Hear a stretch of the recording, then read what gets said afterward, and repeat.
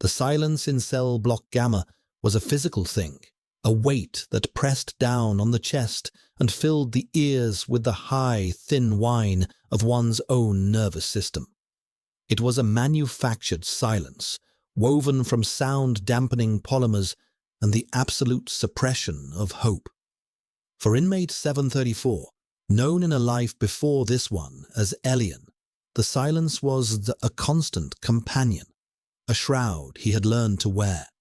It smelled of antiseptic, recycled air, and the faint metallic tang of the nutrient paste that was dispensed 3 times a day through a slot in the reinforced plasteel door. He sat on the edge of his cot, a thin mattress over a slab of polished concrete, his spine a rigid line of defiance against the sterile white of his uniform, the sterile white of the walls, the sterile white of his world. The only color was the dull gray of the floor and the faint, bruised purple of the shadows that clung to the corners of the cell, deepening as the diurnal lighting cycle simulated the slow death of another day. His hands rested on his knees, palms up, the skin of his knuckles raw from a nervous habit of scraping them against the cot's unyielding frame.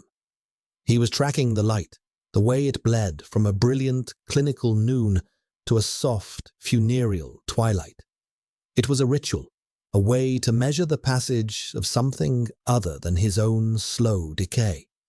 The hum was the first sign, a low thrum that vibrated through the concrete, a precursor to the measured, heavy footfalls that always followed. It was him, the Alpha, Warden Kale. He was not just a guard. He was the apex of this place, the living embodiment of the order the sanctuary was built to enforce. His presence was a disruption, even in its predictability. The other guards, the betas, moved with a nervous energy, their steps quick and uncertain. Kyle moved like a tectonic plate, slow, deliberate, and unstoppable.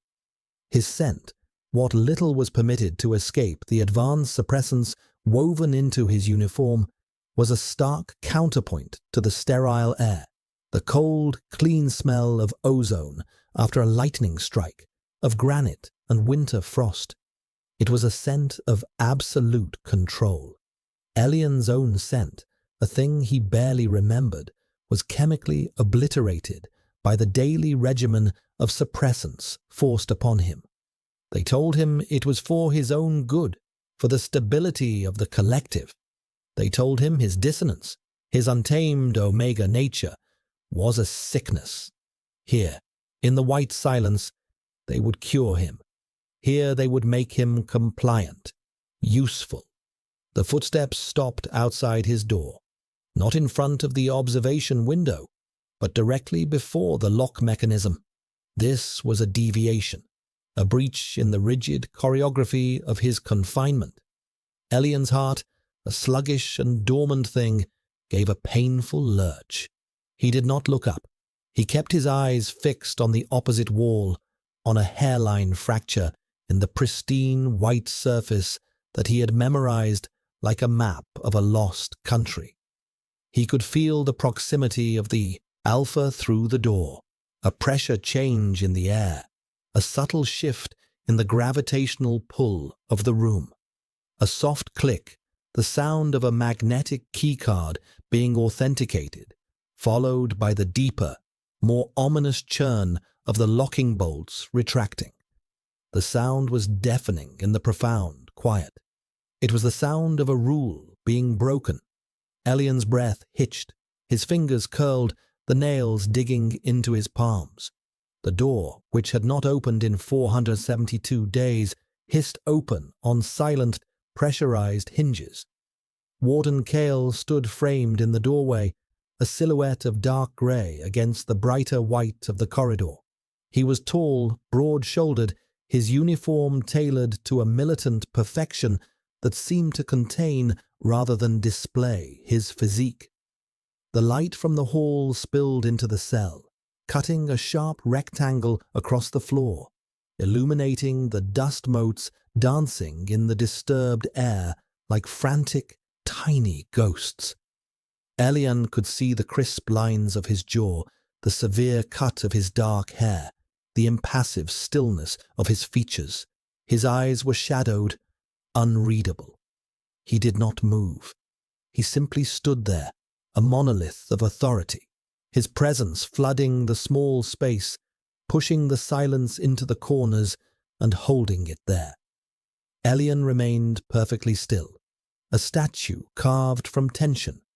He could feel the warden's gaze on him, analytical and intense, like a scientist studying a volatile specimen. The air thickened, charged with an unspoken current that made the fine hairs on Elian's arms stand on end. He was an anomaly being observed. He was a problem being assessed. Inmate 734, Kale's voice was a low baritone, as controlled and devoid of inflection as the rest of him. It was a voice that gave orders and expected them to be obeyed without question. It was not a voice for conversation. On your feet. Elian obeyed. The movement was slow, deliberate, a fluid unfolding of limbs that had been held in stasis. He rose without a sound, his bare feet cold against the floor. He kept his gaze lowered, directed at the polished tips of the Alpha's boots, which gleamed even in the dim light. Submission was a currency here.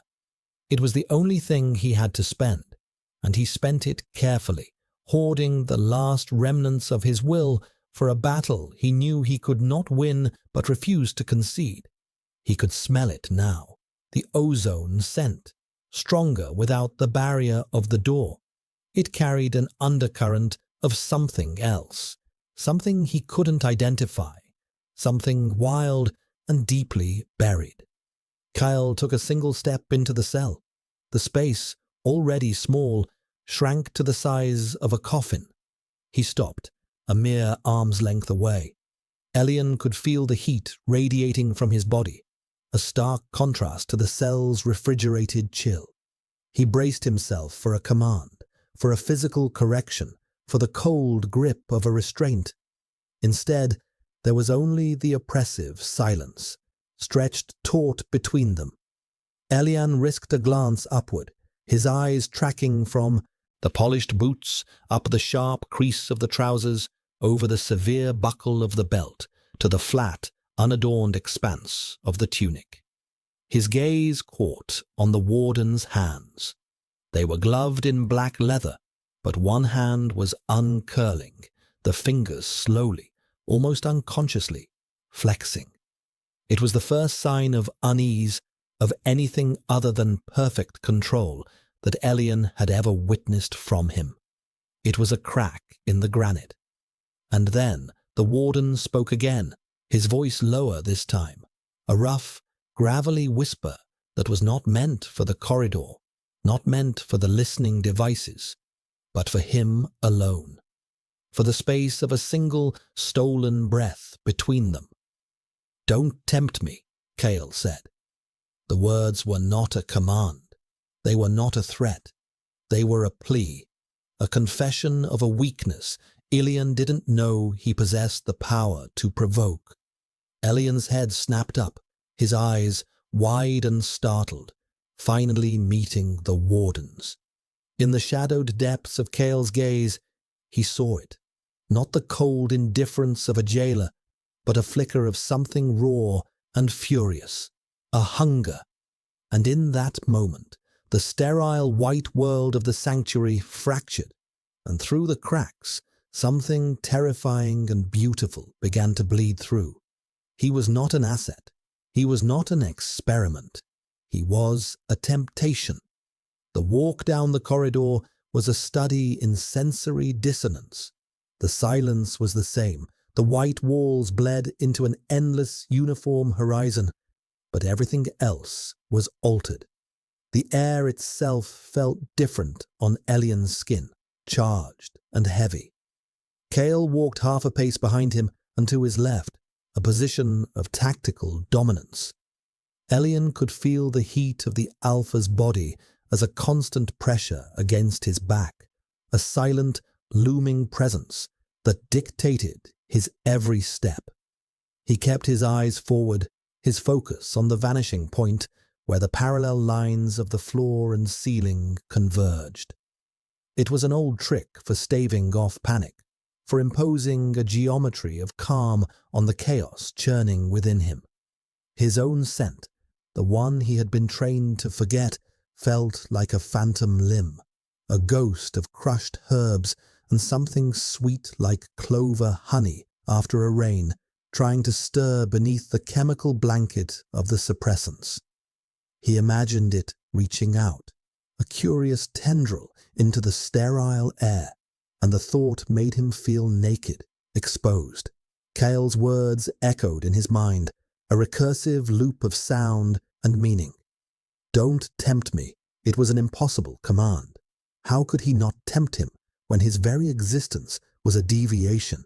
He was an omega in a place designed to erase the very concept, his empathy a wild, unpredictable variable in an equation that demanded absolute constants. They arrived at a door identical to all the others, except this one was labeled Assessment Chamber 3. Kyle placed his hand on the panel beside it. The light shifted from red to green with a soft chime. The door slid open, revealing a room that was, if possible, even whiter and more sterile than his cell. In the center stood a single chair, not a cot, but an examination chair made of molded white polymer, complete with restraints at the wrists and ankles. A series of medical monitors were embedded in the wall behind it, their screens dark and inert. This was a place of science, of vivisection of the soul. "Sit." Kyle's voice was back to its usual clipped monotone, the earlier moment of raw confession sealed away behind a wall of professional duty. Elian moved to the chair, his bare feet making no sound on the polished floor. He sat, his back straight, his hands resting on his thighs. He did not look at the restraints. Acknowledging them would be a form of surrender. He felt Kyle's presence behind him, the whisper of his uniform as he moved. He expected the cold click of the restraints, the finality of being locked in place. But it didn't come. Instead, Kyle moved around the chair to face him, his expression once again an unreadable mask of authority. "This is an evaluation, 734, Kyle stated, the number a deliberate tool to reinforce the distance between them. "Your biometrics have shown a pattern of irregularity. Dr. Aris requires a new baseline." Dr. Aris, the architect of the sanctuary, a man Elian had never seen, but whose presence was felt in every calibrated light and every measured dose of suppressants. Aris was a ghost in the machine, a name synonymous with the cold, clinical ideology that governed this place. Kale's gaze was fixed on him, sharp and analytical, but beneath the surface, Elian's nascent empathy, a faculty that had been blunted and dulled by years of medication but never entirely extinguished, felt a tremor, a flicker of something that was not clinical interest. It was a tightly coiled knot of conflict, a dissonance within the warden himself. It felt like the tension in a wire pulled too taut, humming with a frequency just below the range of normal hearing. It was fascinating. It was terrifying. Kyle activated the wall monitors with a gesture. They flickered to life, displaying a cascade of data. Elian's heart rate, his respiration, his galvanic skin response, his life, translated into a language of numbers and graphs. "We will begin with a simple cognitive and pheromonal response test," Kale continued, his eyes on the screens. "A series of images will be displayed. You are to remain still. Your involuntary responses will be recorded." He looked back at Elian, and for a fleeting second, his gaze dropped to Elian's mouth. It was an infinitesimal movement, a micro-expression that lasted less than a heartbeat. But Elian saw it. The air sparked. The clinical nature of the assessment was a lie, a thin veneer over something else entirely, something personal. The test began. Abstract patterns bloomed on a large screen that descended from the ceiling. Then landscapes, a barren desert, a stormy sea, a dense forest. Elian kept his body perfectly still, his breathing even. He was a master of control, of feigning a placidity he did not feel. Then the images shifted. A snarling alpha, teeth bared, a crying omega pup, a scene of domestic tranquility, an alpha and omega, their heads close together, a soft light suffusing the scene. Elian's heart rate, displayed in stark green digits on the monitor, ticked upward by a single damning beat. 102, 103. He forced it down, pulling his focus inward to the cold, quiet place he had built inside himself. Kyle said nothing, but Elian felt the shift in his attention. The warden was no longer looking at the monitors. He was looking at him. The final image was a simple one. A hand, open and waiting. It was just a hand, but it was an offer, a connection. And Elian's carefully constructed walls wavered. His empathy, starved for any genuine emotional input, surged. It was not a conscious act. It was a reflex, like a plant turning toward a sliver of light. It brushed against the warden's formidable defenses and found that same crack he had sensed before. For a fraction of a second, Elian felt it. Not just the conflict, but the source of it. A deep, cavernous loneliness. A profound sense of loss that was so old and so deeply buried it had fossilized into something hard and sharp. It was a pain so immense that the only way to survive it was to build a fortress of order and control around it. The sanctuary was not just Kale's prison. It was his monastery. The connection was severed as quickly as it had formed, the feedback shocking Elian back into his own consciousness. He gasped, a small, sharp intake of breath. The sound was an indictment in the silent room. Kyle's eyes widened almost imperceptibly. He knew. He had felt it too. He strode forward and deactivated the monitors with a sharp, angry gesture. The screens went black. The room was plunged back into a state of simple white and grey. "The assessment is complete," he said, his voice tight. He turned his back to Elian, a clear dismissal. "Return to your cell." The walk back was different. Kyle now walked a full pace ahead of him, the distance a deliberate, calculated statement. He did not look back, but Elian could still feel it, the echo of that shared, stolen moment, the raw, aching wound he had accidentally touched. When they reached his cell, the door hissed open. Elian stepped inside, back into the familiar confines of his small world. He turned, expecting the door to slide shut immediately. But Kyle stood there for a moment, his back to the corridor lights. As Elian passed him, the back of his hand brushed against Kyle's gloved one. It was the briefest of contacts, skin against leather, but a jolt of static electricity, potent and undeniable, passed between them. Elian flinched, pulling his hand back as if burned. Kale didn't move.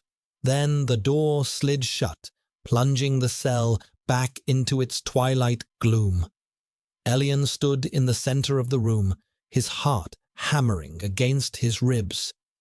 He brought his hand up, staring at the skin that had touched the alpha. The silence returned, but it was no longer empty. It was filled with the memory of a forbidden touch and the terrifying, exhilarating knowledge that the warden of the sanctuary, the paragon of control, was just as imprisoned as he was. The book appeared on the third cycle after the assessment.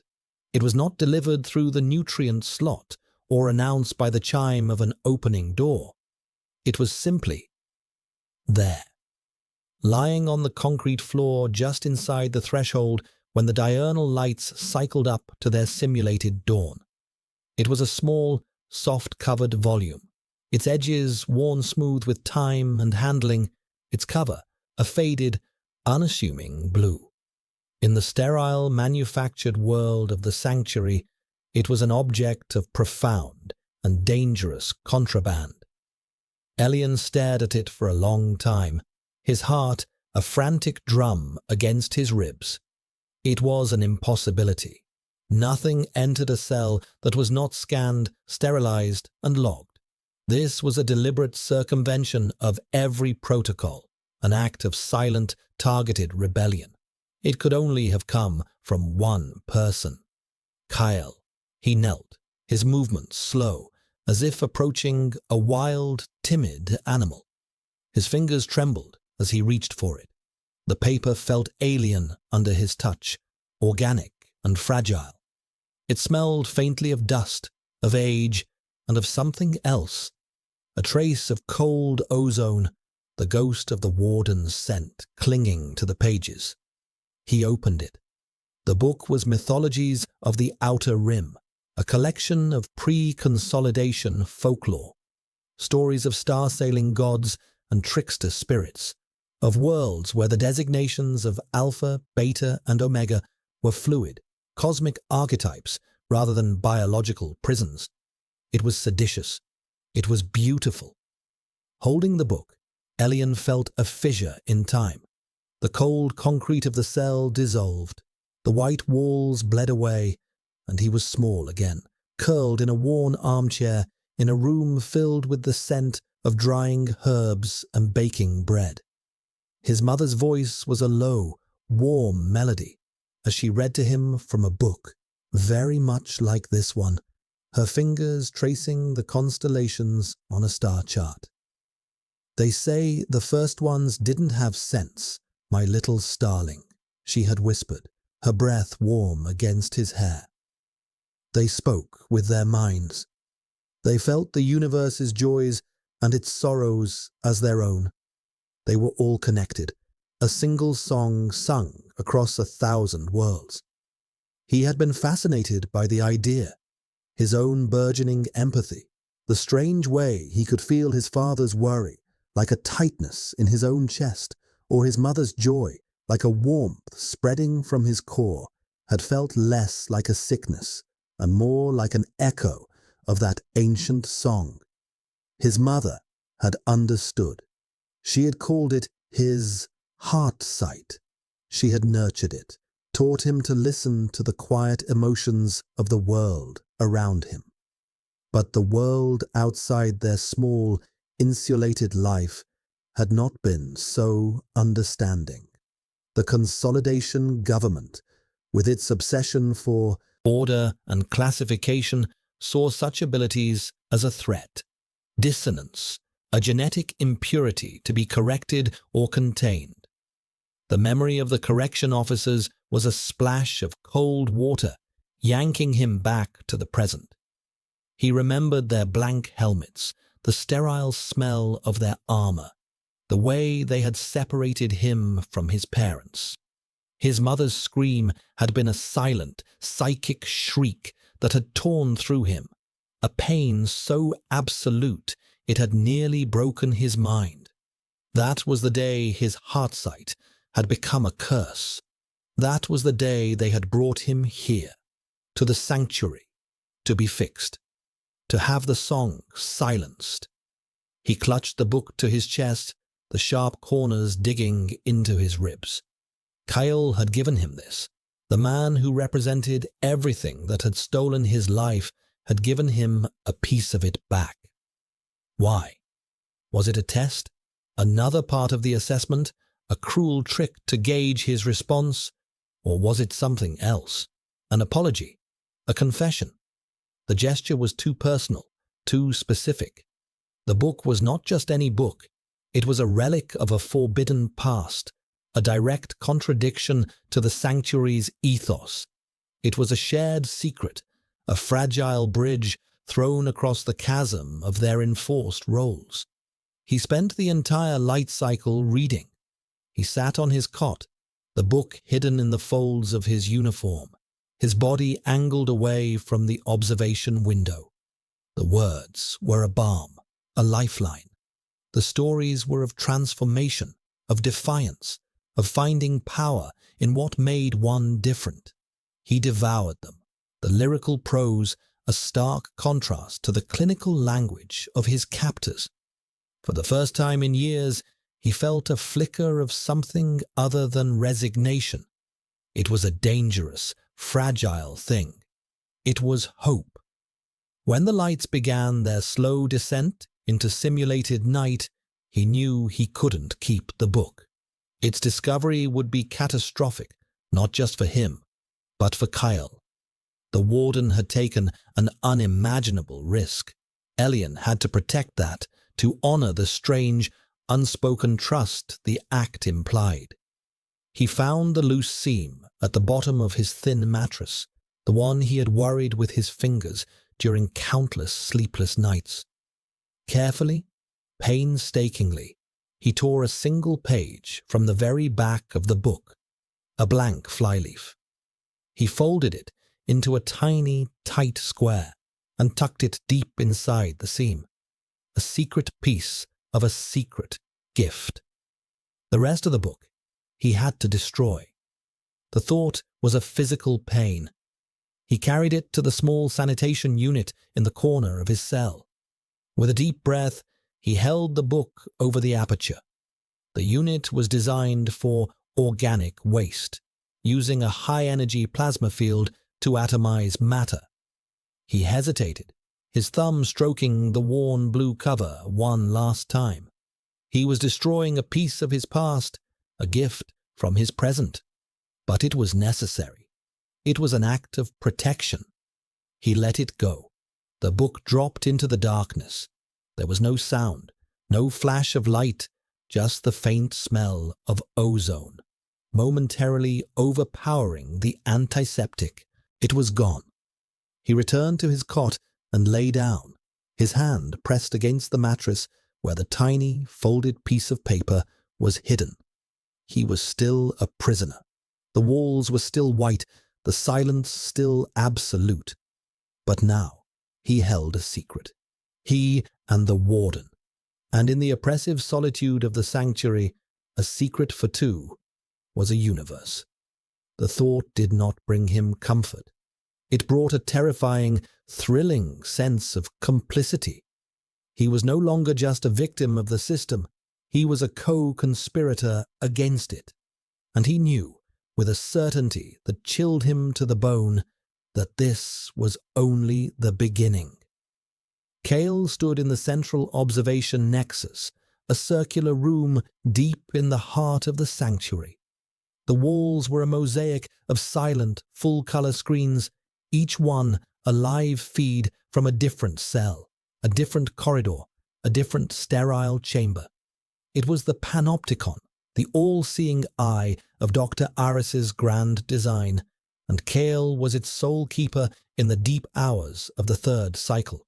His face, illuminated by the cold blue-white light of the monitors, was a mask of placid control. But inside, a storm raged. He watched the screen for cell block gamma, inmate 734. He saw Elian kneel, touch the book. He saw the way the Omega's body went still, the way he clutched the volume to his chest. Kale's own breath caught in his throat. It had been an impulse, a reckless, insane impulse. He had retrieved the book from his personal quarters, a relic from his own pre-consolidation childhood, and had used his master override to pause the surveillance on Elian's cell for the 60 seconds it took to place it on the floor. An act of madness, an act he couldn't explain, even to himself. He had told himself it was a probe, a way to test the Omega's ingenuity, his sentimentality. But that was a lie. The truth was, When Elian's empathy had brushed against his mind during the assessment, it had been like a key turning in a lock he'd forgotten existed. For a single blinding moment, he had not been alone in the fortress of his own making. The Omega had seen the ghost that haunted him, the memory he had spent a decade trying to bury. The memory flickered behind his eyes, sharp and unwelcome. A city square, 15 years ago. The air thick with the smell of smoke and panic. He had been a young enforcer then, idealistic, full of the Consolidation's rhetoric about order and stability. A dissonance cascade, they had called it. An Omega, unregistered and in the throes of an unsuppressed heat, had sent a wave of pure, undiluted pheromones through the crowd. It was chaos. Alphas, driven mad with instinct, had turned on each other, on the betas, on everything. It was a bloodbath. He remembered the sound, a symphony of screams and snarling, and the smell, a sickening mixture of arousal, terror, and blood. And he remembered her, a beta medic. Her name was Lyra. She had been his friend, his partner. He saw her, clear as day, trying to help a fallen civilian, her face a mask of determined compassion. And then an alpha, his eyes glazed over with feral madness, had simply broken her. Kale had put the alpha down. He had restored order. But the image of Lyra's crumpled form, the scent of her lifeblood mingling with the cloying sweetness of the Omega's heat, had been burned into his soul. That day, he had sworn allegiance to control. He had embraced the sterile logic of the sanctuary. He had come to believe that instinct was a disease, and that emotion, untamed and raw, was the pathogen. He had built his walls high and thick, and had dedicated his life to policing the walls of others. And then came 734, Elian, an Omega whose dissonance was not a pheromonal bomb, but a whisper, a quiet, terrifying intimacy that bypassed walls and armor and went straight for the heart. He watched on the screen as Elian carried the book to the sanitation unit. A cold knot of disappointment tightened in his gut. He was destroying it. Of course he was. It was the logical, self-preservatory thing to do. It was what Kyle himself would have done. It proved the Omega was intelligent, cautious. It proved he was a survivor. But it also felt like a rejection. A closing of the door that had been so briefly, so shockingly, opened between them. Then, as Elian returned to his cot, Kale zoomed the camera in, sharpening the resolution. He saw the almost imperceptible lump in the mattress, saw the way Elian's hand rested over it. He hadn't destroyed all of it.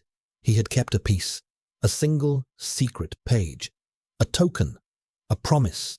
A wave of something hot and fierce surged through Kale, a possessive, protective instinct he had not felt since before the city square, before Lyra, before the world had been leached of its color. This Omega was not like the others. He was not a bomb waiting to detonate. He was a song waiting to be heard. A soft chime announced an incoming communication on his private channel. The image of Dr. Aris materialized on the main screen. The warden of the sanctuary was a man who existed mostly as a disembodied presence, his face pale and ascetic, his eyes a piercing, intelligent grey behind thin-rimmed glasses. He looked more like a scholar than a jailer. Warden Kale. Aris's voice was calm, cultured, with the faint, clipped accent of the capital. A status report on 734. Your assessment data was intriguing. The subject displays remarkable emotional regulation, yet the underlying biosignatures are highly volatile. A fascinating paradox. Kyle kept his face impassive. He is compliant, Doctor. The regimen is effective. Effective, perhaps. But is it optimal? Aris mused, his gaze distant, as if contemplating a complex theorem. Suppression is a crude tool, Kyle. We are butchers when we should be surgeons. The subject's unique empathic dissonance presents an opportunity not for simple containment, but for study, for application. A cold dread trickled down Kyle's spine. He double knew what Aris's scientific curiosity entailed. What do you propose, Doctor? A stress test, Aris said, his voice alight with intellectual fervor. A controlled environmental variable to provoke a more pronounced reaction. Let's see what happens when we introduce a catalyst. I am assigning inmate 218 to a shared stimulus session with 734 tomorrow at 14 hours. I want you to personally oversee it. Record everything. Inmate 218, an alpha, a highly unstable one, prone to violent, fear-induced rages, currently on a heavy cocktail of sedatives just to keep him functional. Placing him in a room with an Omega, even a suppressed one, was like putting a lit match to a leaking gas line. It wasn't a test. It was an execution. Doctor, that is unnecessarily risky, Kyle said, his voice tight. The potential for a cascade is precisely what I wish to observe, Aris finished, a thin, cold smile touching his lips. Order, Warden Kale, is not the absence of chaos. It is the understanding of it. And understanding requires data. Do not disappoint me. The transmission ended, leaving Kale alone again with the silent screens. He looked at the monitor showing Elian, asleep now, one hand still resting over his hidden secret. Aris saw a specimen, a data point. Kale, for the first time, saw a person, and he was about to lead him to the slaughter. The fortress of his control, the very foundation of his life's purpose, began to crumble. He was not a guardian of order. He was a zookeeper in a vivisectionist's lab, and the rage that he had buried for 15 years, the fury from that city square, began to stir from its long hibernation. The air in Stimulus Chamber Beta was cold enough to raise goosebumps on Ilian's arms. The room was larger than the assessment chamber, circular and featureless, the white walls curving into a seamless dome overhead. There were no chairs, no monitors, just an unbroken expanse of sterile space. Elian stood in the center, his thin uniform offering little protection against the chill. He had been brought here by 2 beta guards who had not met his eyes, their movements jerky and nervous. Kyle was not with them. The absence of the warden was a palpable void, a source of a new and unfamiliar anxiety. A section of the curved wall across from him became translucent, revealing an observation deck beyond. 2 figures stood there, silhouetted against the light. One was tall and broad, his posture rigid and unmistakable. Kyle. The other was slighter, a man in a lab coat, his hands clasped behind his back. Dr. Aris. Elian's blood ran cold. To see the architect of this place in person felt like staring into the face of a god, a cruel and indifferent one. A heavy magnetic lock on the opposite side of the room disengaged with a loud thud. A door slid open, and a man was shoved inside. He was huge, an alpha whose muscular frame strained the confines of his grey inmate uniform. This was inmate 218. His head was shaved, and a network of angry red scars crisscrossed his scalp. His eyes were wide and unfocused, darting around the room with a wild, panicked terror. He smelled of sweat, fear, and a bitter chemical undertone that spoke of powerful sedatives beginning to wear off. He saw Elian and froze. A low growl rumbled in his chest, a primal, instinctual sound of aggression born from fear. Elian's every instinct screamed at him to retreat, to make himself small, to show submission. But he was trapped. The door slid shut behind the alpha, sealing them in. Through the observation window, he could see Dr. Eris lean forward slightly, his expression one of rapt, clinical attention. Kale stood beside him, as still as stone, his hands clenched into fists at his sides. Elian could feel the waves of terror and rage pouring off the other inmate, a chaotic, painful, psychic static. The man, 218, began to pace the perimeter of the room like a caged wolf, his breathing growing harsher, his growls louder. He was a pressure cooker, reaching critical. This was the test. Aris wanted to see him break. He wanted to see the cascade. He wanted data. Elian locked his eyes on Kale, a desperate, silent plea across the sterile space. "Help me." Kale's expression did not change, but Elian's empathy, now raw and exposed in this high-stress environment, felt the maelstrom inside the warden. A war was being fought in the space behind those impassive eyes, a war between duty and something else, something fierce and protective that Elian had awakened. The Alpha, 218, suddenly stopped pacing. He fixed his gaze on Elian, his pupils blown wide. "You," he rasped, his voice a raw tear of sound. "It's your smell. They can't hide it. Omega." The word was an accusation, a curse. He took a step forward, then another. The sedatives were failing. The raw, primal instinct was taking over. Elian backed away, his heart hammering.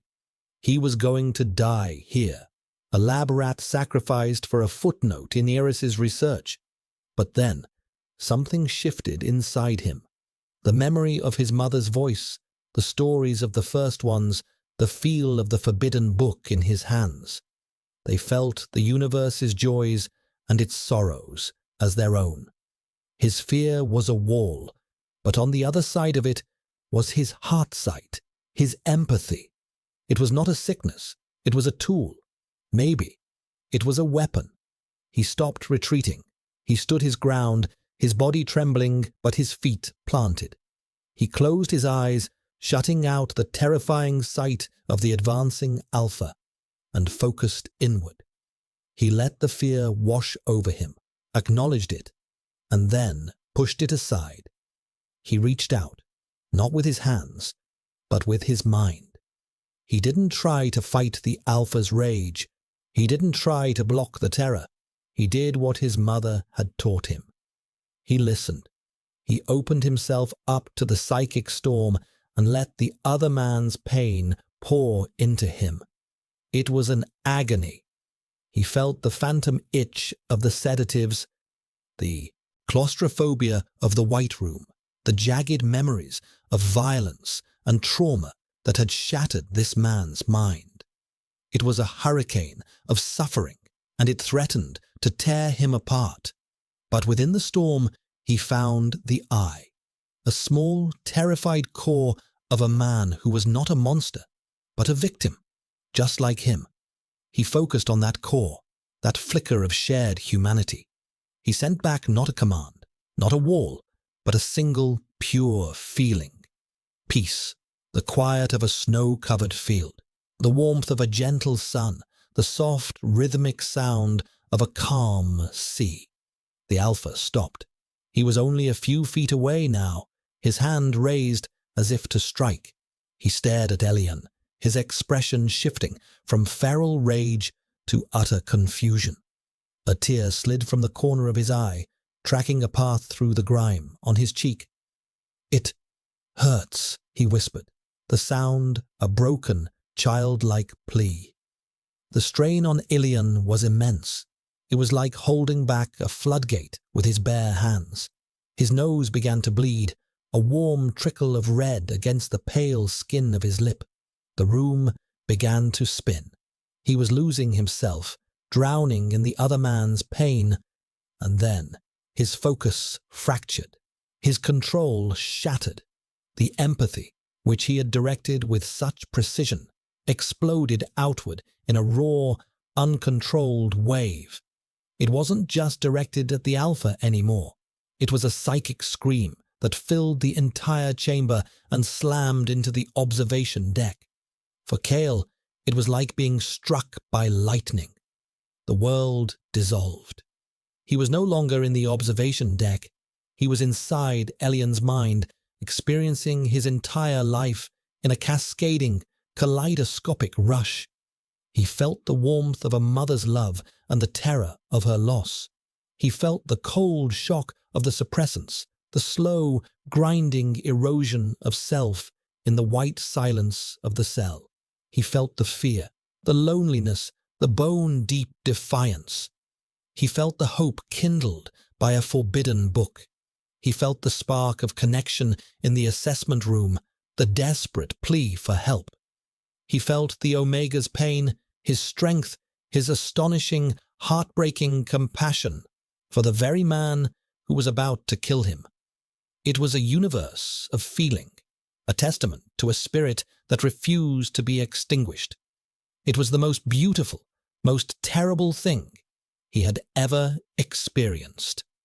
The wave receded, leaving Kale gasping for air, his hand pressed against the translucent wall, his knuckles white. The connection was broken. He was back in his own body, but he was fundamentally changed. The fortress had not just been breached, it had been leveled. The ghost of Lyra, the pain he had carried for 15 years, was still there, but it was no longer a stone. It was a memory, washed clean by the tide of Elian's empathy. He looked at Aris. The doctor was staring, his mouth slightly agape, a look of pure, ecstatic discovery on his face. "Magnificent," Aris breathed, his voice trembling with excitement. "The potential, it's limitless. He's not just an empath.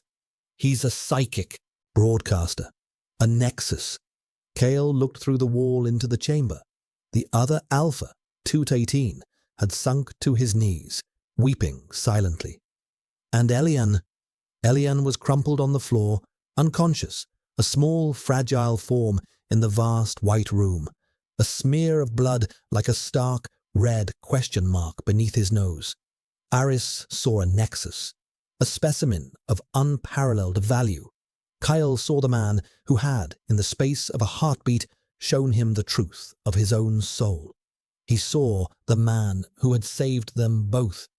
And in that moment, Warden Kale, the guardian of the sanctuary, the paragon of control, made a choice.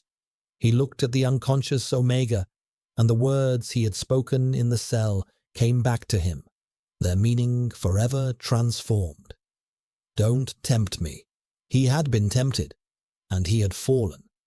The infirmary was as sterile as the rest of the sanctuary, but the silence here was different. It was punctuated by the soft, rhythmic beeping of a vital signs monitor, a sound that was both reassuring and unnerving. Elian lay on a medical berth, a thin blanket drawn up to his chest. An IV line snaked from a bag of nutrient solution into the crook of his arm. He had been unconscious for 3 cycles. Kyle had not left his side. He had dismissed the beta medics, citing the sensitive nature of the subject and the need for high-level observation. It was a flimsy excuse, a breach of a dozen protocols, but no one dared to question the warden. He sat in a simple chair beside the berth, his uniform jacket removed, his sleeves rolled up to his forearms. He had not slept. He had simply watched the events of the stimulus chamber playing over and over in his mind. The psychic wave had scoured him clean. The carefully constructed edifice of his identity, warden, enforcer, guardian of order, had been stripped away, leaving behind the raw, unfamiliar truths of the man beneath. He felt exposed, vulnerable, and more himself than he had in 15 years. He looked at Elian's face, peaceful in sleep, The faint trace of dried blood was still visible on his upper lip. Kyle hadn't allowed the medics to clean it, an irrational need to preserve the evidence of what Elian had done, what he had endured. He reached out, his hand hovering over Elian's cheek, his fingers trembling slightly. The urge to touch him was a physical ache, a profound and desperate need for connection. Elian's eyelids fluttered. He made a soft sound, a sigh of pain and confusion. His eyes opened, unfocused at first, then slowly sharpening. They found Kale's face, and a flicker of fear crossed his features, quickly replaced by a weary recognition. "You." Elian's voice was a dry, weak whisper. "It was real." "Yes," Kyle said, his own voice rough with disuse. "It was real." He let his hand complete its journey, his fingertips gently brushing against Elian's temple. The Omega's skin was cool, soft.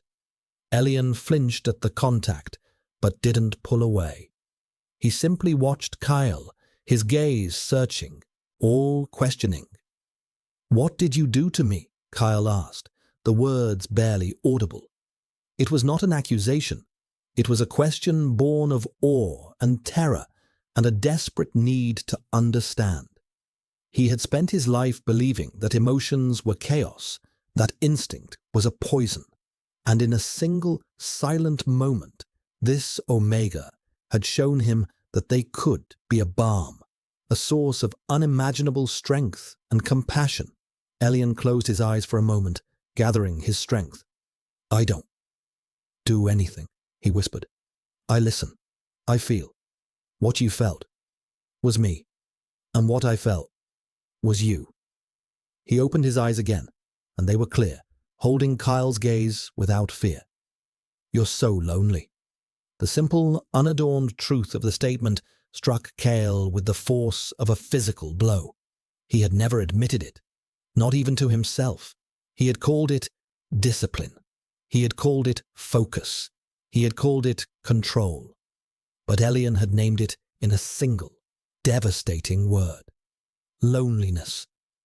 The wall Kyle had rebuilt around himself after the psychic shock crumbled again, this time for good. He sank back into his chair, the strength leaving his limbs. He felt stripped bare, his 15 years of carefully maintained solitude laid open for inspection. "My partner," Kale began, the words tasting like rust in his mouth. He hadn't spoken her name aloud in a decade. "She was killed, in a dissonance cascade. An Omega lost control. It was chaos. I chose order. I thought it was the only way." He looked at his hands, at the calloused knuckles and the faint scars. Hands that had enforced that order, that had locked people like Elian away. "I was wrong." Elian watched him, his expression softening. The power dynamic between them had irrevocably shifted. He was no longer just a prisoner, and Kyle was no longer just his jailer. They were two people, scarred and broken by the same system, who had seen the truth of each other's souls. "Order isn't the opposite of chaos," Elian said, his voice gaining a little strength. He was echoing Dr. Aris's words, but infusing them with a new, profound meaning. "It's the opposite of connection. They keep us separate. They keep us silent. They keep us afraid of what we are, so we never find out what we can be together." The door to the infirmary hissed open. A beta guard stood there, his face pale. "Warden, Dr. Aris is on his way. He's authorized a final calibration procedure for inmate 734. Kyle's blood ran cold. Final calibration. The sanctuary's ultimate tool of control. A procedure that used targeted psychic frequencies to sever the brain's emotive and dissonant centers. It didn't kill the body, but it annihilated the self. It would leave Elian a docile, empty shell. It was a psychic execution. Aris had seen Elian's power, and he had no intention of studying it. He intended to dissect it and then destroy it. When? Kyle demanded, his voice a low, dangerous growl. Immediately, sir. He's bringing the apparatus with him. Kyle stood up, his body thrumming with a cold, clear fury. The choice he had made in the observation deck was no longer an abstract commitment. It was a concrete, immediate imperative. He looked at Elian, whose eyes were wide with a new, stark terror. He had just found himself again, and now they were coming to erase him completely. Kale walked to the infirmary door, his movements calm and deliberate. He looked at the beta guard. Return to your post. Inform Dr. Aris that the subject is not stable enough for the procedure. Tell him I am invoking my authority as warden to postpone it pending a full medical review. The guard hesitated, caught between the two highest authorities in the sanctuary. But, sir, Dr. Aris. Tell him, Kyle repeated, his voice dropping to a lethally quiet register that promised violence. The guard swallowed hard, nodded, and practically fled down the corridor.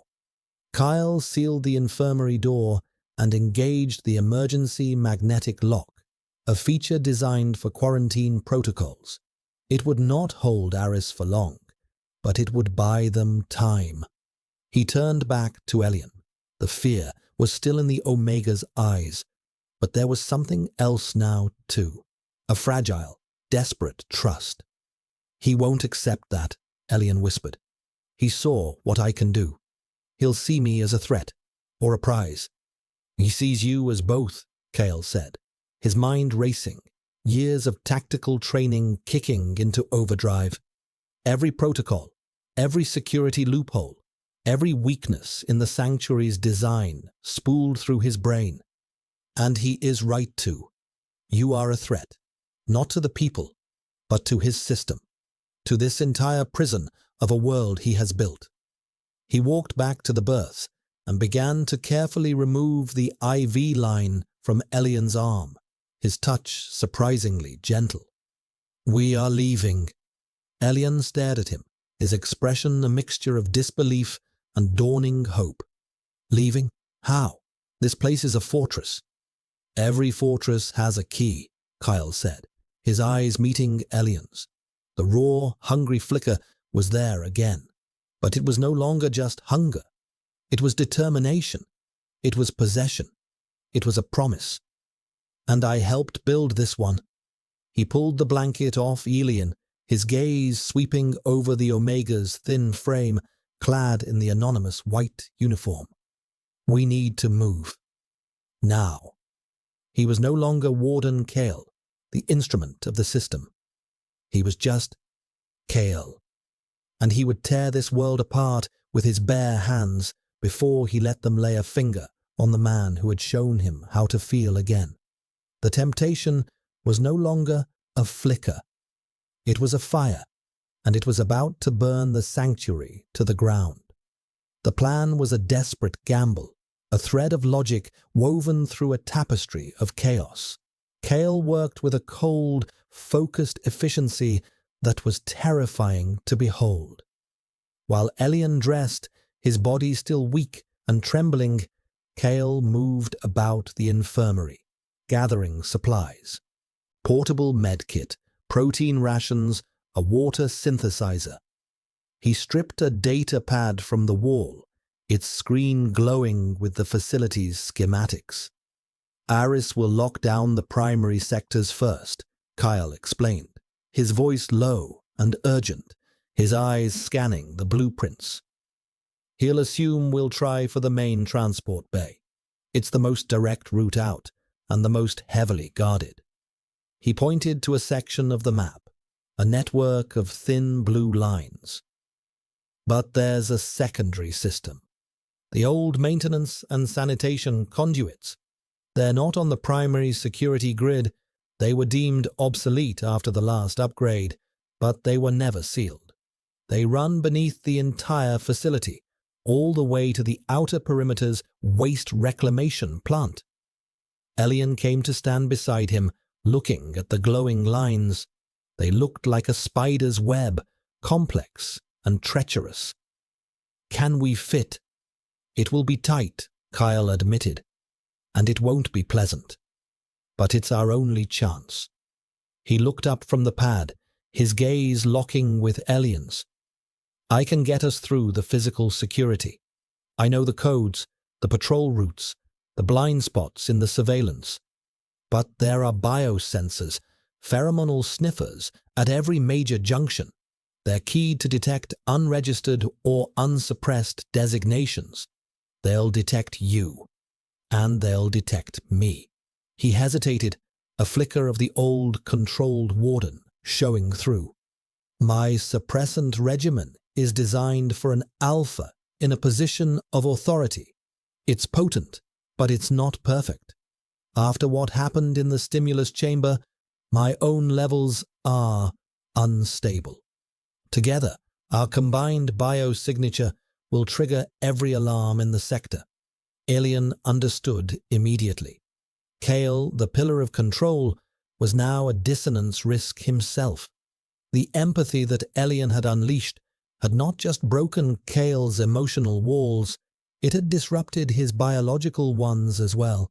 The Alpha's scent, that cold, clean ozone, was now tinged with something warmer, something more vital and dangerously real. "What do we do?" Elian asked, his voice steady despite the fear coiling in his stomach. "The sensors are programmed to identify threats," Kale said, thinking aloud. "They look for panic, aggression, arousal, the signatures of a cascade. If we can mask that, if we can project something else." His eyes met Elian's, and the unspoken solution hung in the air between them.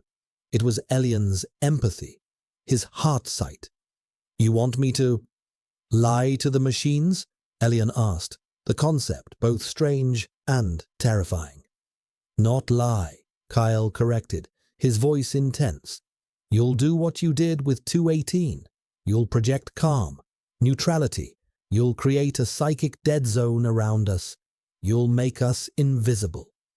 The pressure of the request was immense. Elian had barely been able to control his ability under extreme duress, and it had nearly destroyed him. Now Kyle was asking him to wield it, with precision and stamina, while navigating a dark, confined space for an unknown length of time. It was an impossible task. "I don't know if I can," he whispered, the admission tasting like failure. Kale took a step closer, his large frame crowding Elian against the wall. He didn't touch him, but the proximity was overwhelming, a field of heat and raw, protective energy. "Yes, you can," he said, his voice a low, fierce murmur. "When you touched my mind, you didn't just see my pain. I saw yours. I saw your strength, the strength they tried to beat out of you, to medicate out of you, the strength that let you survive in this place for years. You are not fragile, Elian. You are a weapon. You just haven't been taught how to aim." He said his name, not 734. Elian. The sound of it from Kale's lips was a shock, a profound intimacy that sent a tremor through him. He looked into the Alpha's eyes and saw no doubt. He saw absolute, terrifying faith. It was a faith Elian didn't have in himself, but seeing it reflected in Kale's gaze, he felt a flicker of its power. He could try. For this man, who was risking everything, he had to try. A loud metallic clang echoed from the corridor, followed by the high-pitched whine of a plasma torch against the infirmary door. Aris was coming. "Time's up," Kale said, his face grim. He grabbed Elian's arm. "Stay close to me. Don't think, just feel. Find the quietest place inside you and project it like a shield. I'll do the rest."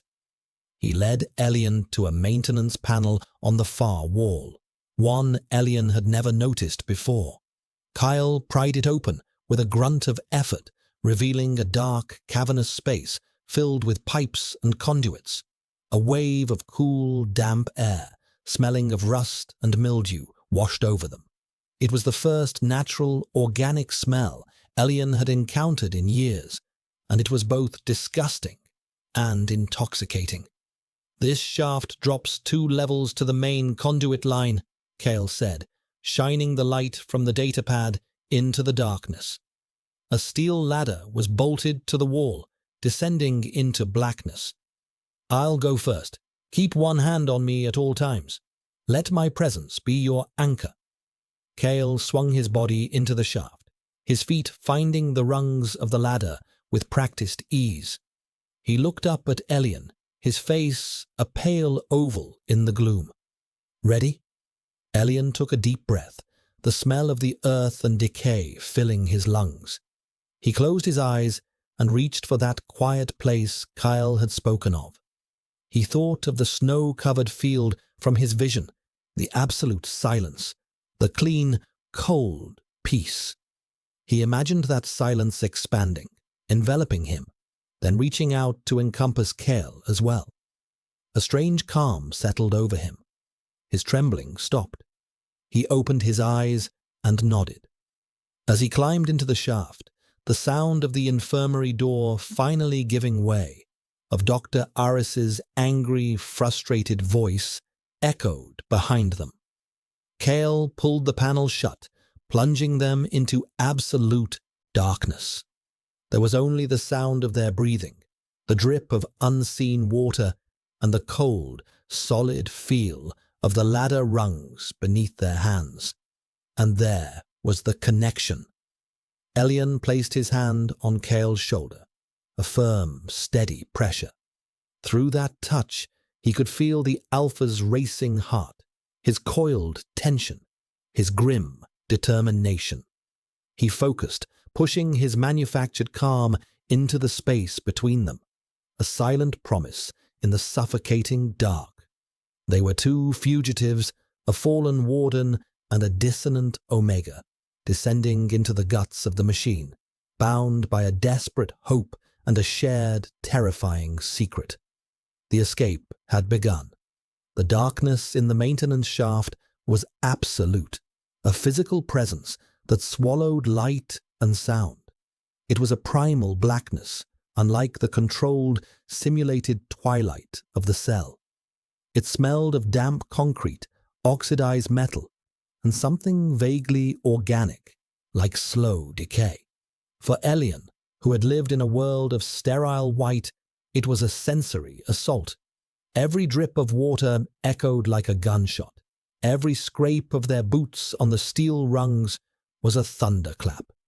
He kept his hand firmly on Kale's shoulder, the solid warmth of the Alpha's body a singular point of reality in the disorienting void.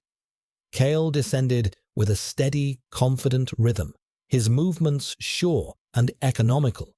He was a creature of this place, his knowledge of its hidden pathways bone deep. Elian followed, his own movements clumsy by comparison, his muscles atrophied from long disuse, burned with the effort. His focus was split.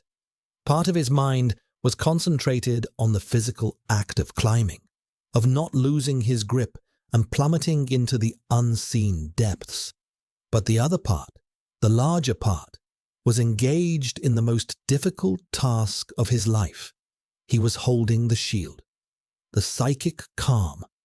It was a fragile bubble of neutrality he had to maintain around them.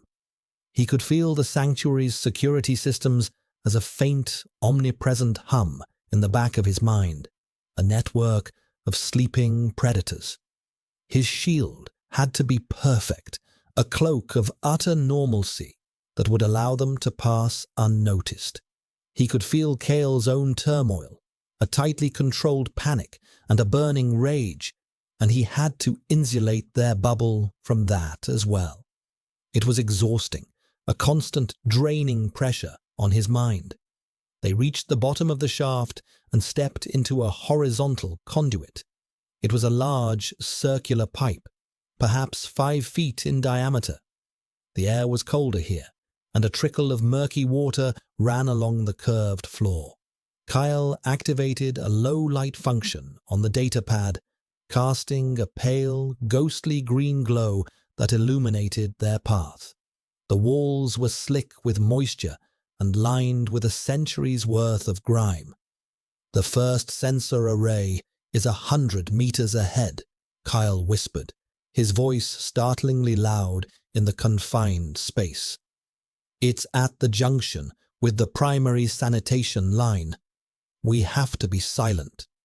They moved forward, stooping to fit within the curve of the pipe.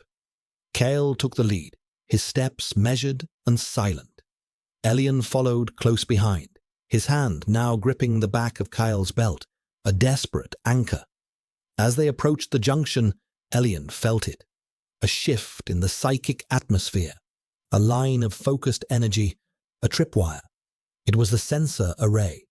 It was actively scanning, tasting the air for unauthorized pheromones, for the telltale biosignatures of fear or distress. Elian's breath hitched, his concentration wavered, the shield flickered. "Panic is a signature," Kyle's voice echoed in his memory.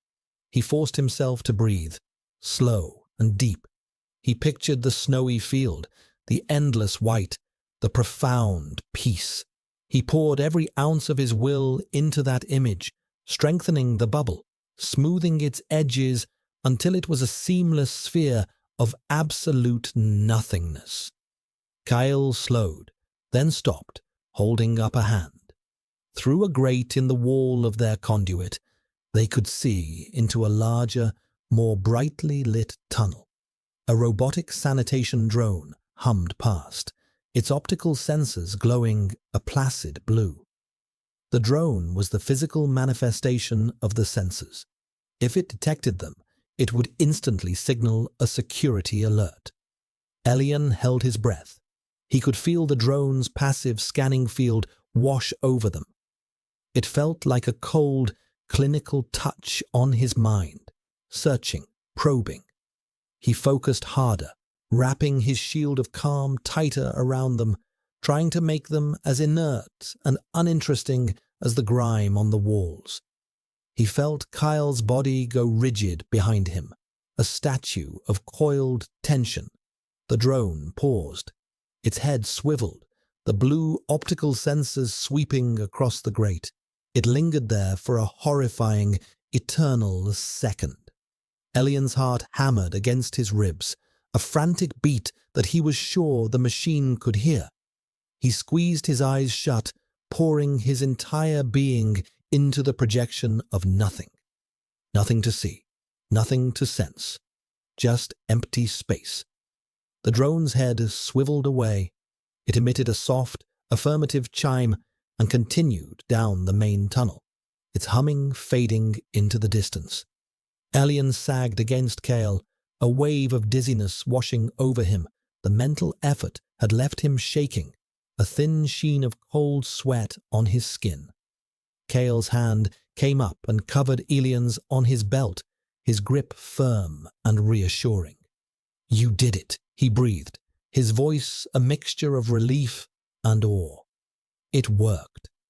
They waited a few more moments before proceeding, crossing the junction and entering another dark, narrow conduit. The journey continued like this for what felt like hours. A series of dark, damp tunnels, punctuated by terrifying moments of stillness as they bypassed sensor arrays and evaded patrol drones. Each time, Elian had to erect the shield, and each time it took a greater toll. He could feel his strength waning, his control fraying at the edges. He began to see flickers of Kyle's memories, unbidden. The sterile white of the observation nexus, the cool leather of his gloves, the weight of the sidearm at his hip, and beneath it all, the constant grinding presence of his grief for Lyra, a pain so profound it had its own gravity. The shared intimacy was both a comfort and a burden. It strengthened their bond, but it also blurred the lines between them, making it harder for Elian to maintain his own psychic integrity. Finally, Kale stopped. Ahead of them, a faint, rectangular outline of light was visible. It was a service hatch. "This is it," Kyle whispered. "This opens into the waste reclamation facility. It's on the outer perimeter, beyond the main wall. From there, we can get to the transport depot." He reached the hatch and examined the lock. It was an old, mechanical one, not tied to the central grid.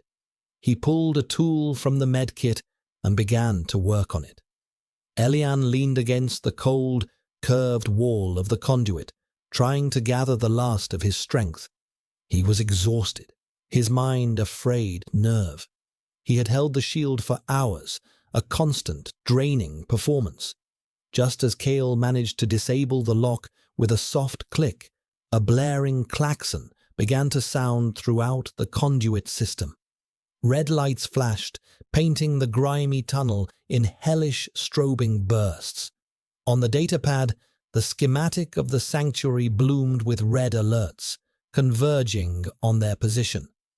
"They found us," Kyle swore, yanking the heavy hatch open. "Aris must have rerouted the older seismic sensors. He's boxing us in." They scrambled out of the conduit into a vast, cavernous chamber. The air here was thick with the chemical stench of industrial processing. Huge vats bubbled with viscous fluids, and a complex network of pipes and catwalks crisscrossed the space high above. They were in the reclamation plant. But the main blast doors at the far end of the chamber were already descending with a deafening groan of metal on metal. They were being sealed in, and from a series of catwalks above, figures appeared. Correction officers in black armor, their rifles leveled. They were trapped. The escape had failed. The blast doors slammed shut with a ground-shaking boom of finality, sealing them in the cavernous reclamation plant. The air vibrated with the dying groan of metal, replaced now by the hum of the facility and the distant, rhythmic clang of machinery.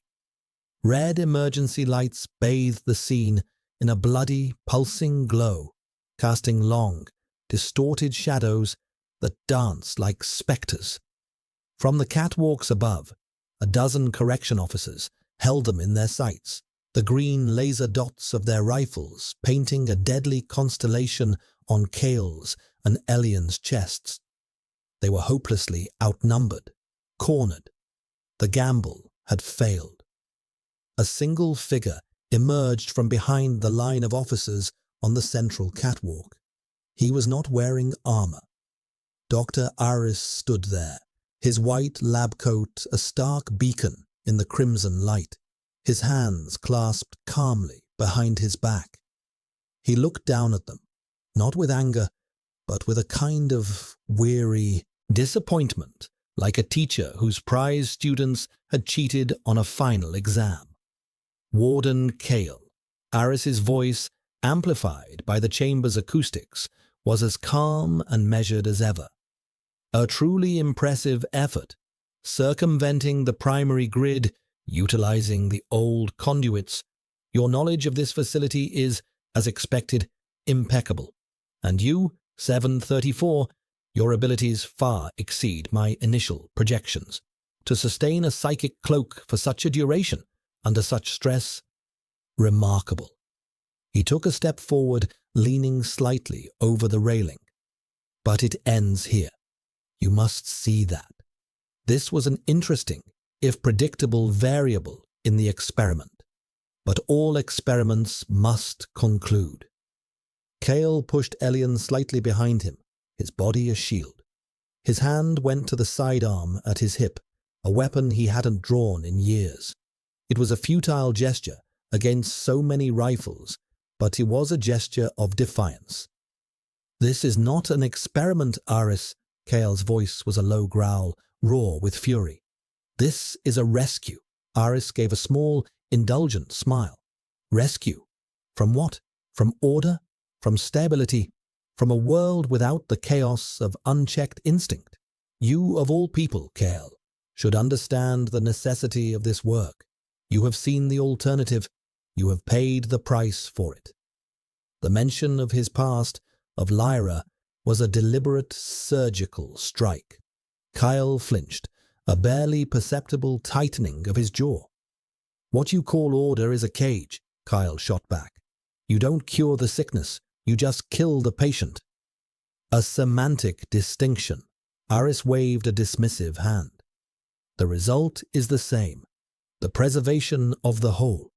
734 is a threat to that preservation.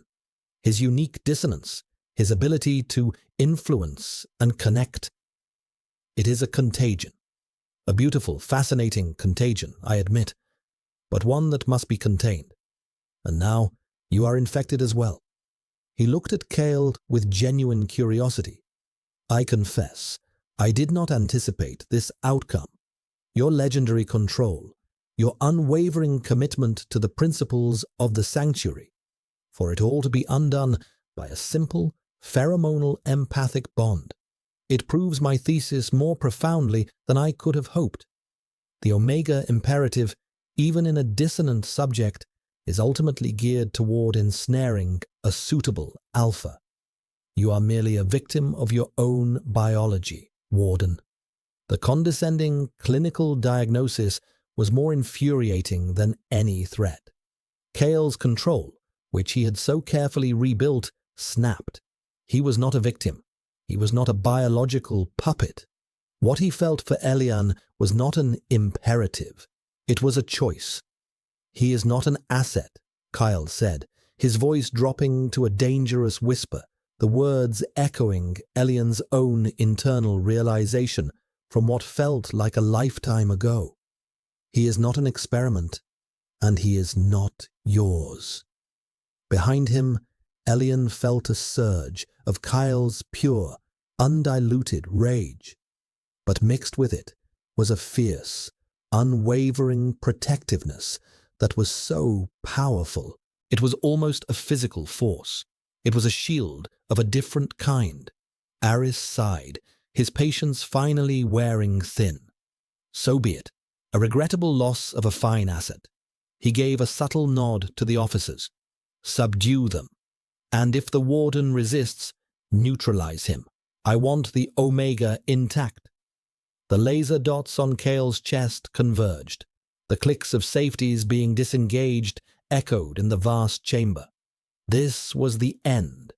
But as the officers prepared to fire, Elian stepped out from behind Kale.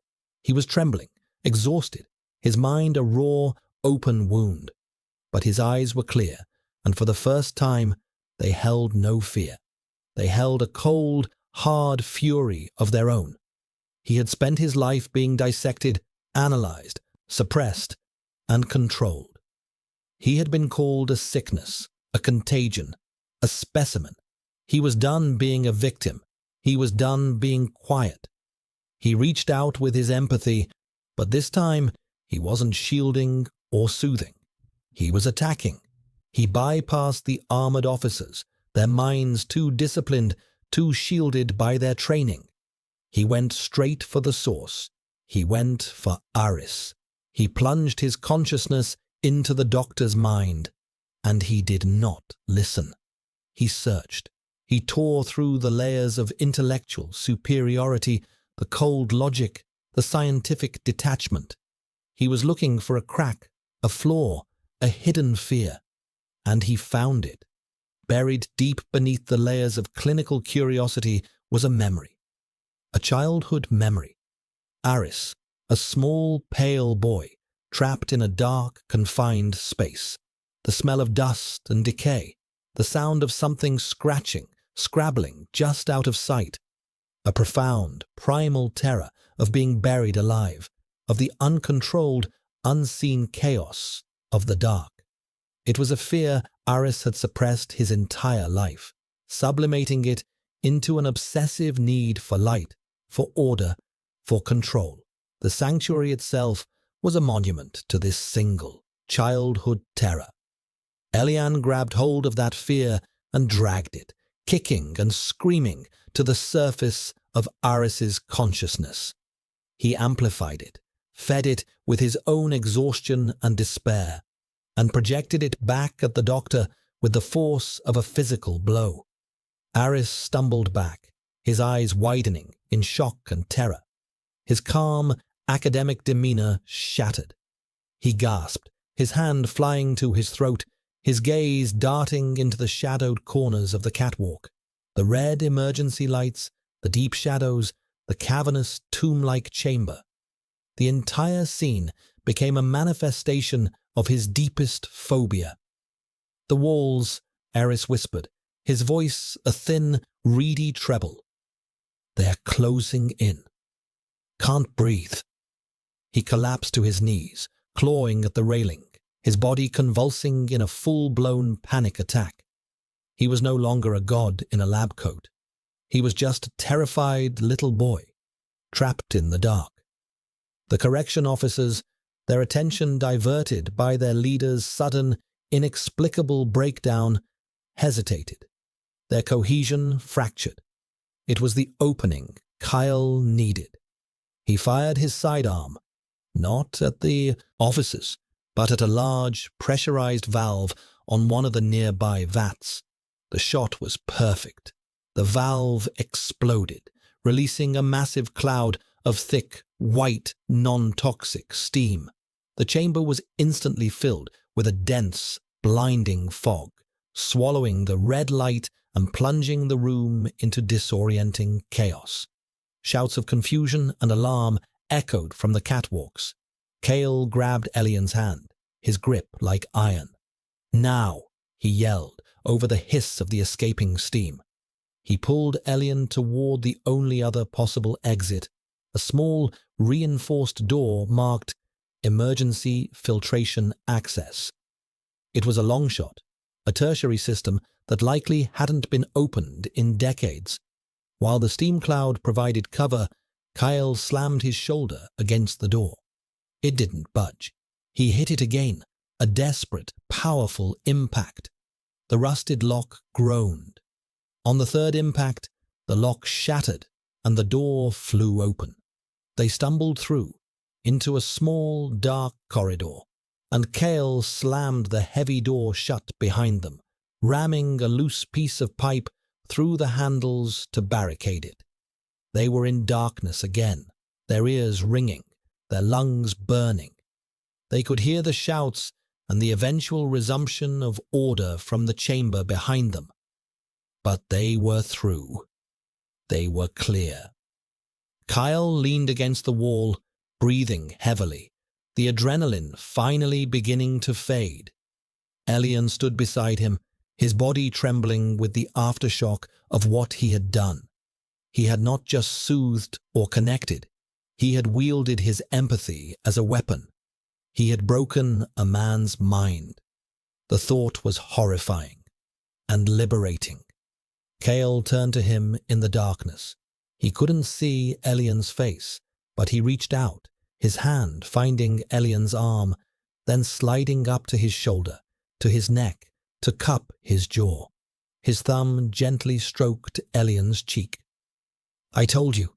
Kale's voice was a rough, breathless whisper, full of a fierce, terrible pride. "You are a weapon." He leaned in, and his lips found Elian's. The kiss was not gentle. It was raw, desperate, a collision of gratitude and fury, and a profound, world-altering need. It tasted of ozone and steam, of fear and freedom, and in that desperate, stolen moment, in the dark guts of the dying machine, they were not an alpha and an omega. They were not a warden and a prisoner. They were just Kale and Elian, and they were free. The corridor led them to a final, spiraling stairwell that ascended into blessed, unfamiliar silence. The air grew thinner, cleaner, losing its metallic, subterranean tang. At the top, a simple, unlocked door opened into the night. They stepped out, and the world hit them like a physical blow. The air was the first shock. It was cold, sharp, and achingly real. It carried 1,000 scents Elian had only read about in the forbidden book. The damp, loamy smell of wet earth, the clean, pine-sharp fragrance of distant trees, the faint, industrial tang of the city on the horizon. It was an overwhelming symphony of smells after a lifetime of sterile monotony. He gasped, his lungs filling with the richness of it, the sensation so potent it made him dizzy. Above them, the sky was not a calibrated, light-emitting ceiling. It was a vast, terrifying expanse of deep indigo, punctured by the cold, distant glitter of 1,000 stars and the hazy glow of a crescent moon. There was no dome, no limit, just an endless, terrifying freedom. They were in a small, fenced-off utility yard behind the main reclamation plant. The sanctuary loomed behind them, a monolithic block of windowless white concrete, its red emergency lights still flashing, casting a hellish glow against the low-hanging clouds. It looked like a tomb.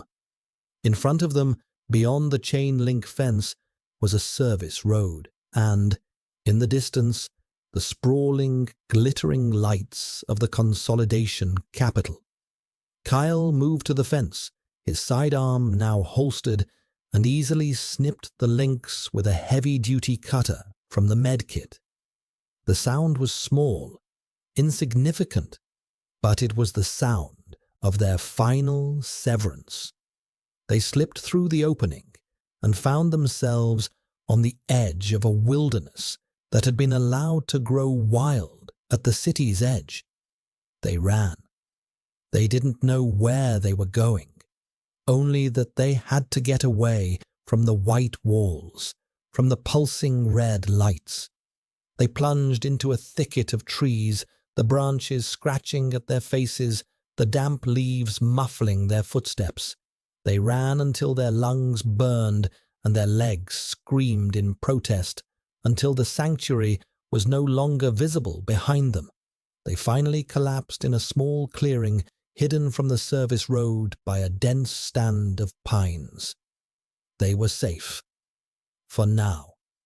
Kyle fell to his knees, his body shaking with the delayed shock of adrenaline and exertion.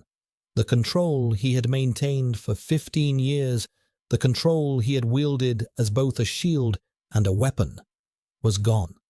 It had been shattered in the stimulus chamber, burned away in the escape, and finally offered up in that desperate kiss in the dark.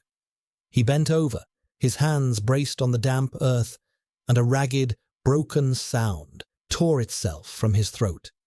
It was a sob, then another. The fortress had fallen, and the man inside, the man who had been grieving alone for a decade and a half, was finally free to feel the full, crushing weight of it all. Elian, who had always been the one in need of protection, the fragile specimen, knelt in front of him. He did not speak. He did not offer platitudes or comfort. He simply reached out and placed his hands on Kyle's trembling shoulders.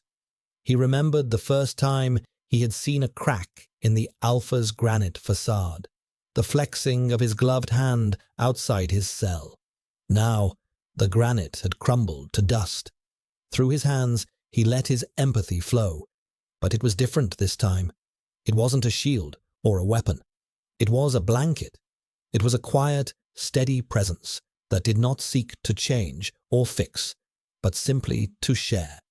He let Kyle feel his own presence, his own steady, beating heart, his gratitude, his awe, his fierce, nascent love. He was an anchor in the storm of the Alpha's grief. Slowly, Kyle's sobs subsided. He raised his head, his face tracked with tears in the pale moonlight. His eyes, no longer shielded by control, were raw, vulnerable, and full of a profound, heart-stopping emotion. He looked at Elian, truly looked at him, and saw not an Omega, not a weapon, not a savior, but his partner, his equal. Elian, he breathed, his voice hoarse. And then, for the first time, free from the suppressants and the sterile air. Their true sense bloomed in the small clearing. Kale's was not just cold ozone anymore.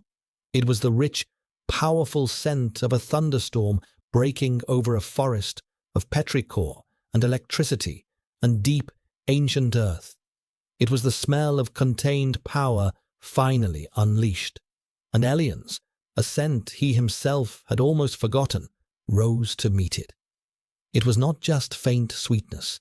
It was the complex, resilient fragrance of wild herbs growing in the cracks of a ruin, of crushed fennel and clover, and a deep, honeyed warmth that spoke of survival and quiet strength.